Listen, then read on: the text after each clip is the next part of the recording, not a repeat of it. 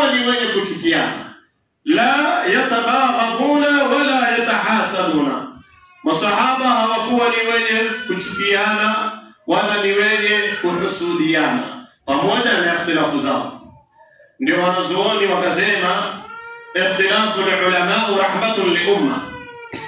Kukhtalifiana mashaikh ni sikitiko kwa umma ama ni sikitiko kwa wafuasi. Kwa hiyo mashaikh wanapokhtalifiana inakuwa ni rahmatun li umma, inakuwa ni afueni kwetu sisi. Pale Sheikh fulani Ibn Taymiyyah anaposema hili la sawa, na Sheikh mwingine kama Imam Ghazali sema mimi naona hili sawa, basi ni nini? Ni nafuu kwetu sisi. Yule akisema mimi naona bismillah iletwe kwa siri, Sheikh mwingine akisema mimi naona bismillah iletwe kwa dhahiri, hiyo ni afueni kwetu sisi. Rahmatul li umma, ni afueni kwetu sisi, si dhiki, si shida, wala sio sababu ya sisi kuwekeana chuki.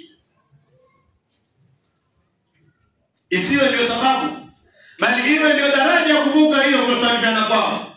Kule kusema huyu bwana bismillah dhahir, huyu bismillah batin, huyu anaficha bismillah, huyu anadhihirisha bismillah, hiyo ni nafuka tu sisi wafuasi wa mashaikh, ni nafuka tu sisi wafuasi wa Mtume Muhammad sallallahu alaihi wasallam. Lakini imekwenda kugeuzwa, imekuwa sasa ndio hapo tunapogongeana Waislamu. Hapo ndipo tunaposhikana matai. Ayanna fi anna ikhtilafuhum natijun ala al-ijtihad la 'an al-hawa wa 'an al-bahth 'an al-haqq la 'an al-riya. Tuambiwa kuitalifiana kwao hao mashaikh ni kutafuta natija kwa bidii zao, ili watu wawe katika msimamo sawa. Wanatafuta natija kwa ajili ya Allah subhanahu wa ta'ala, ili watu wawe katika njia sawa. La 'anil hawa, hawafanyi kwa sababu ya matamanio ya nafsi yao au matamanio ya nafsi zao, ya kwamba mimi nataka niseme hili kwa kupenda kwangu tu, si kwa hadithi ya Mtume.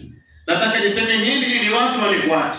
Nataka niseme hili ili watu nione watakuwa vipi. Nataka niseme hili ili watu nione kama watanifuata.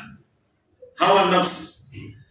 Lakini mashaikh yote wakingangana na kufanya kwa sababu kupatikane taisiri fi dini, kupatikane wepesi katika hii dini, kusipatikane mvutano, kusipatikane uzito katika dini yetu wa Islam,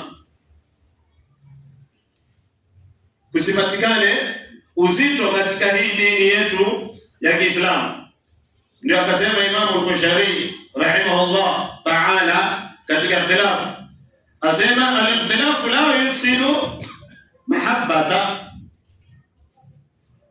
Watu kukhtalifiana si sababu ya watu kuvunja mahaba yao, sio sababu ya watu kuvunja mahusiano yao, sio sababu ya watu kutoamiliana kwa wema.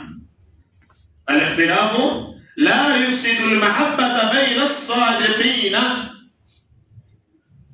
Watu kukhtalifiana sio sababu ya mahaba kutoka katika roho zetu, katika nyoyo zetu, kuwa ndio sababu ya kugawanyika sasa hivi, sababu huyu hataki hili langu nalolisema na yule hataki la mwenzake. Kila mtu ataka lake liwe ndilo la kusikika, kila mtu ataka lake liwe ndilo la kufuatwa. Hapo ndipo tunapoenda kufeli Waislamu wa asri hizi za sasa hivi. Kwa nini? Lako ndio la haki, la mwenzako halina haki. Kwani lako militolea dalili gani na mwenzako naye ametoa dalili gani? Kwani baada ya Mtume kufa ameshuka tena Jibril akaonyesha bwana hili lako ndio liko la sawa? Wewe umejitahidi, umeona hadithi ya Mtume sallallahu alaihi wasallam, ukaisoma, ukajitahidi binaona hii hadithi imemaanisha hivi. Mwingine akaona hii hadithi imemaanisha hivi. Kwa nini iwe vile ulivyoelewa wewe ndio haki na alivyoelewa mwenzako si haki? Ulipata wapi shujaa huo wewe? Ulipata wapi dalili ya kuonesha vile ulivyofahamu? Hadithi utaisoma, mimi nitaisoma, wewe utaisoma na mwingine ataisoma, lakini kila mtu ataielewa kwa kiasi ya akili yake na ufahamu wake.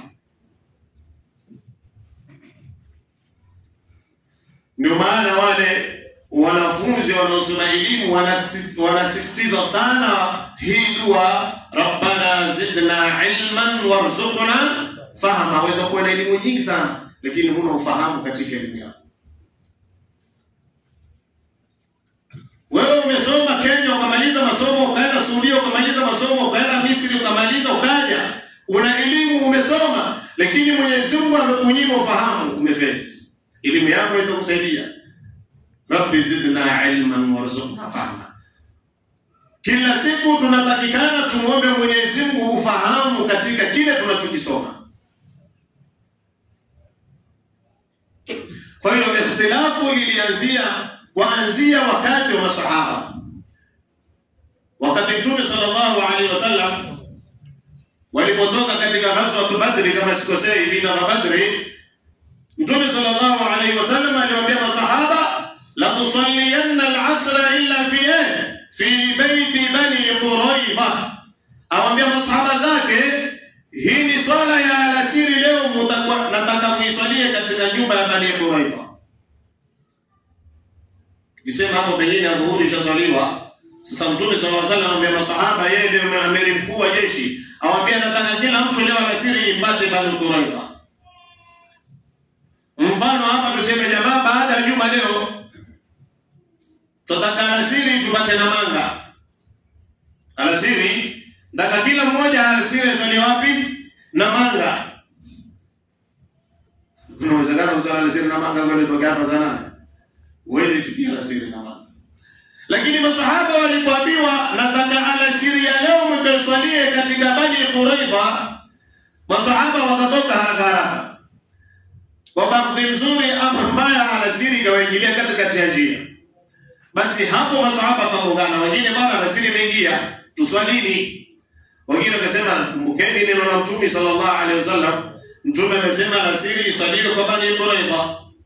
Wale masahaba wakasema la, Mtume alikuwa amesema hivi kutuharakisha tutoke haraka. Alikuwa hajamaanisha alasiri iswaliwe kule. Wakagawanyika watu sehemu mbili, wengine wakaswali alasiri, wengine wakaendelea na safari.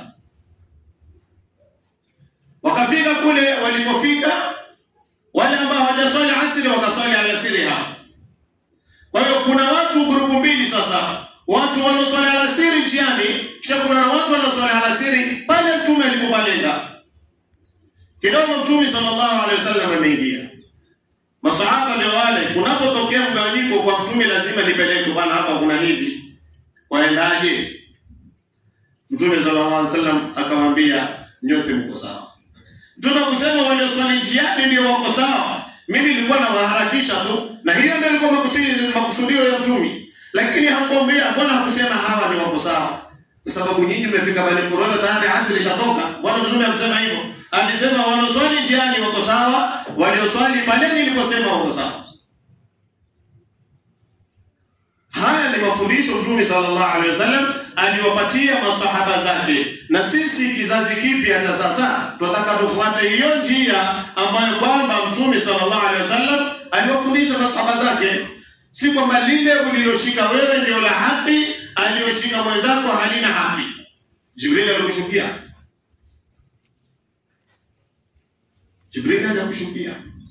Kwa hiyo katika Uislamu kukhtalifiana kuko hakutowezekana ulimwengu kuanzia uanze mpaka mwisho ulimwengu, ikhtilafu zipo.